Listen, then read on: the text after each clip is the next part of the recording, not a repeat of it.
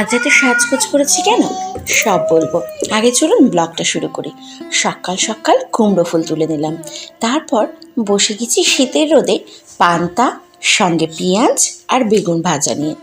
এটি আপনাদের আভা মামা আর আমার ভীষণ প্রিয় একটা পদ। জানেন, শীতের সকালে আমার এই ছোট্ট বাগানে বসে রোদ পোয়াতে ভীষণ ভালো লাগে।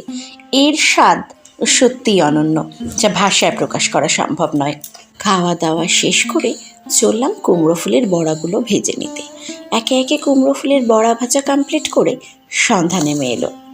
সন্ধ্যাবেলায় হঠাৎ করে কর্তামাসি বলে উঠলেন, চলো এবার একটু সাজগোজ করে নাও, কেক কাটতে হবে। হ্যাঁ, আমাদের বাঙালি ঘরে জন্মদিনে পায়েস হয়, এটাই স্বাভাবিক, কিন্তু কেক কাটতে হবে, ছোটোবেলায় এটা ছিল আমাদের কাছে বিলাসিতা। তবে সত্যি বলতে কি, মনে মনে ভালোই আনন্দ হয়েছিল যে হ্যাঁ, কেক কাটবো। এই বড় বয়সে এসে কেক কাটতে খারাপ লাগেনি।